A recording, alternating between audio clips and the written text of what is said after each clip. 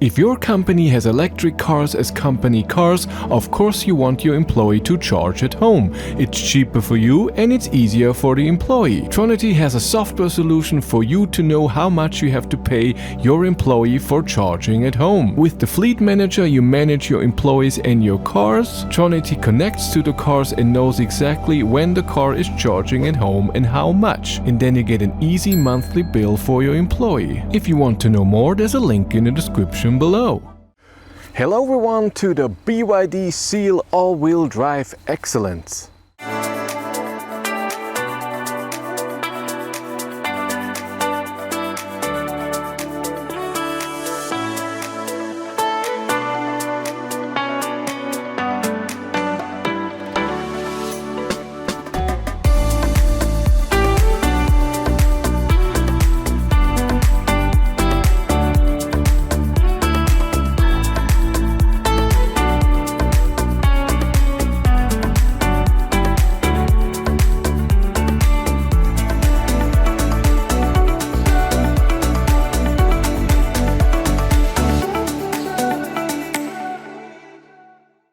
This car has an 84 kilowatt hour battery, 82.5 kilowatt hours can be used. In the rear wheel drive version we get 570 kilometers of double LTP range. In this all wheel drive version it's 530.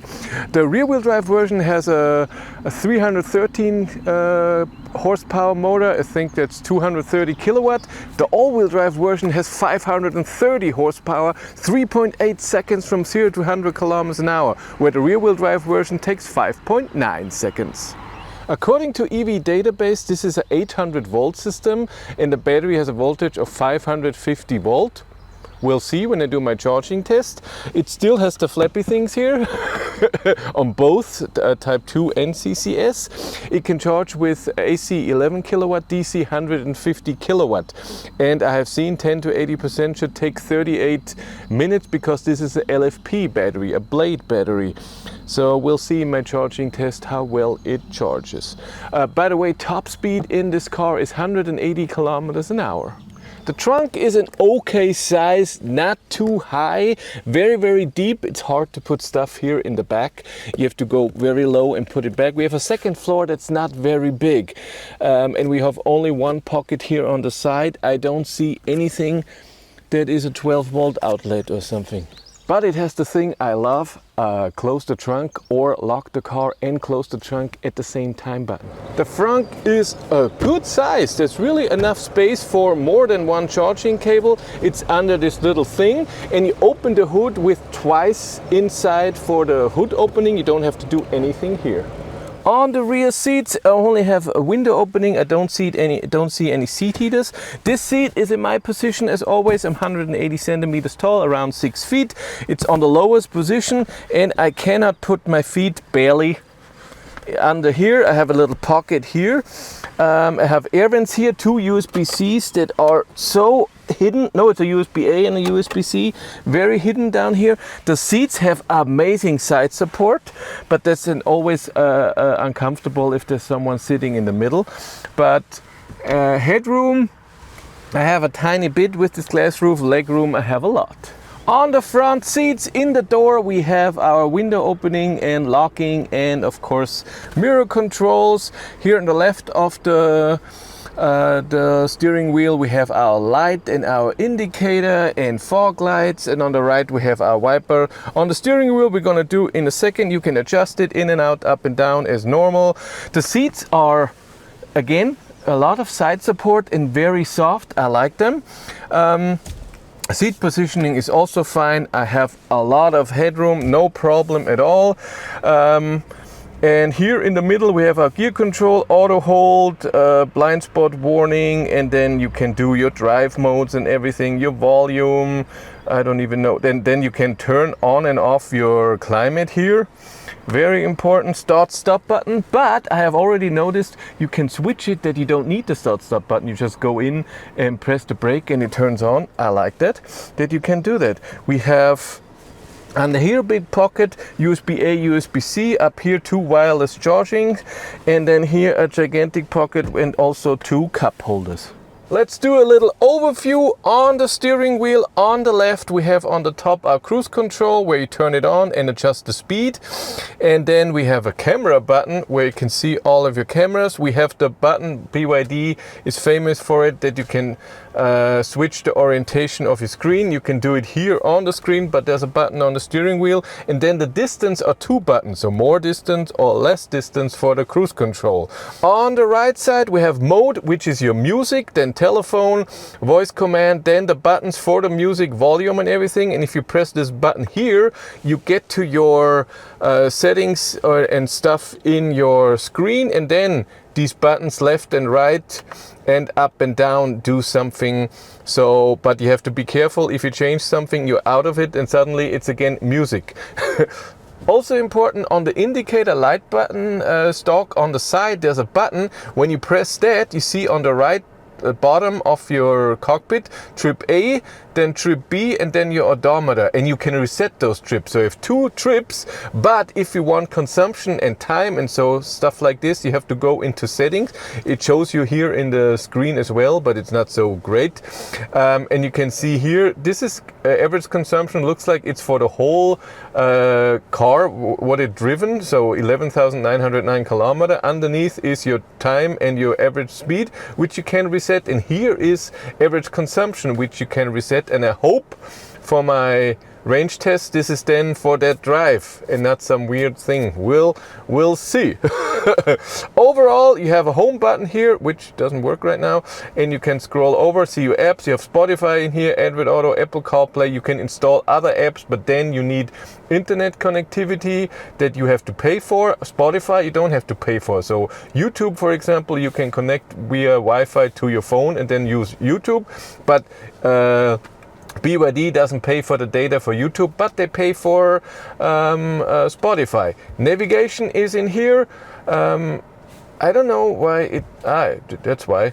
It asked me a few times and it seems to be pretty okay. I did also I've seen settings in there that when you go on a long distance trip, you can even, so it plans your charging stops, and you can select which chargers you want to use from what network, which is pretty cool. I like that. And then we always have a home button or a back button. And then when we have Android Auto, you can connect and everything. You don't have any favorites if you scroll down or up. The climate is underneath here, and you have your settings buttons here, by the way. And then for climate, you go on this, and if you want seats, you have an extra button, but it's also in here in the same thing.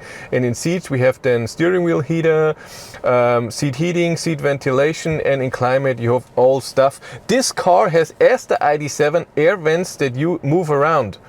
So it's the same thing. I don't know how to turn them off. Except for going down here and say off, but in ID.7 I can turn individual ones off. I don't think I can. Here I can turn off the whole right side or the left side. If you want to drive, just put it into drive and it starts rolling even though auto hold is on. I don't know why. Doesn't do that. But then the assist system, they're a bit complicated. I have looked and I haven't found a way to make that a bit easier, or there's a shortcut or something. I have to go into settings, go into ADAS, safety, and then we have the lane assist 1. Then we have another lane assist that I always have to confirm, and then on the bottom I have the overspeed warning. All of them I have to confirm, and then the car is great. Typical BYD, and a lot of Chinese cars do that. They show you not just the speed, but also the kilowatt you're using. So right now I'm using 6 kilowatt to drive up here, and also the regen. I drove this car only a bit so far. I will do a range test and long distance trip and everything, and then see how it is then. By the way, we have a head-up display. It's always the same. It always shows the same information. If you have cruise control on, your traffic sign recognition, your speed, and that's it. And so when you're navigating somewhere, it doesn't show you anything. But it's pretty big. It's a tiny bit blurry, just a tiny bit. You can adjust it a bit with brightness up and down and the angle, but it's okay. The suspension is not incredibly comfortable, but it's also not very sporty. So it evens out little bumps a bit, but not too much. It's not horrible, but it's okay, I think. Power in this all-wheel drive version is amazing, 530 horsepower. What I noticed that's really bad in this car is regenerative braking. At 100% you don't get any regen at all, and even now at 84 I get a bit, but not too much. So regen, even, and I have it in strong and in high regen, but nah, it's not great. Cruise control. I press this button here on the steering wheel. It's on the speed that I set. Then you have a 3 distance setting. You don't see them in the head-up display. You only see it in the cockpit. And then up and down is 5 kilometers an hour steps. And when you hold, then it's 1 kilometer an hour steps. And automatically, like I said before, steering assist is on as well. It recognizes my touch. How the steering assist is, we'll see on a bit longer drive. So far, I don't know yet. We have resume, of course, and you can turn it off as well. I just noticed something. So if you turn on cruise control, steering assist is automatically on. If you turn it then off and press resume, auto steer is off. It's just cruise control. And then if you press the on button for your cruise control, then auto steer is on again. Huh. Interesting behavior. Now it's time to accelerate this car a bit. I'm at 81%. I'm in sport mode. This is draggy. This will measure my 0 to 100 kilometers an hour speed.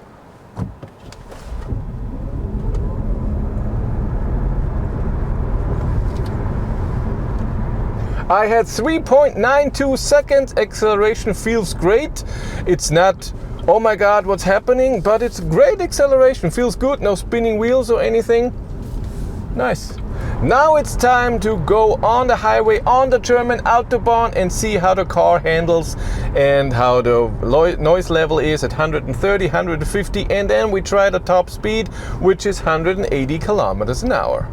Chinese car typical, I already noticed that the temperature that you set on your climate is not what it is in other cars. So with AC on, in other cars I set it to 22, 21 and a half degrees. Here it's at 24, so I don't freeze to death.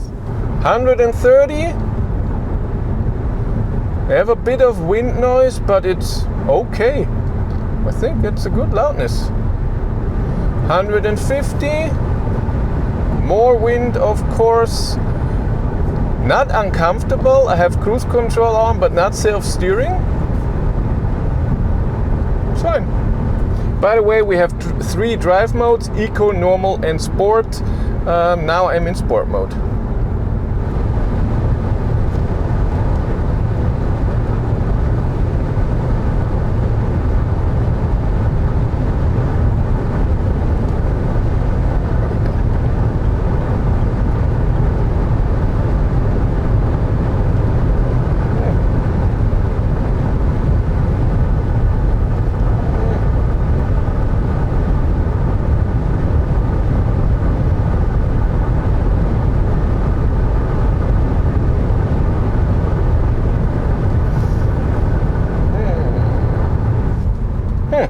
Interesting. So top speed that I have seen on the speedometer was 191.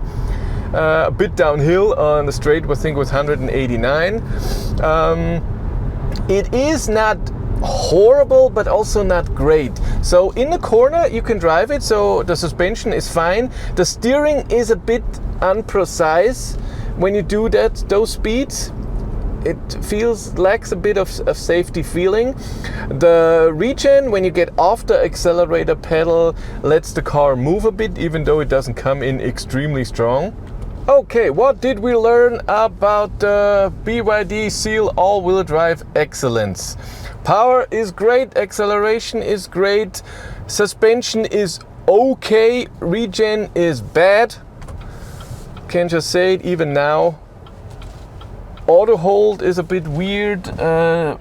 Weird little things in the software. If trip data is important to you, that's a bit weird. You have Spotify in here. The software overall works pretty snappy. Cockpit there's weird decisions. The steering is a bit unprecise, but it's also not horrible. But loudness level I find okay. So it's not a bad car. It doesn't feel extremely sophisticated, but it's okay. If you want to follow me on Instagram, BatteryLife1, and if you want to support the channel, there's a Patreon link in the description below. And here on YouTube, there's also channel membership. And if you want to know what's happening behind the scenes, I have a third YouTube channel, Behind the Battery. But that's it for me. Thank you much for watching. Have a great day and take care. Bye.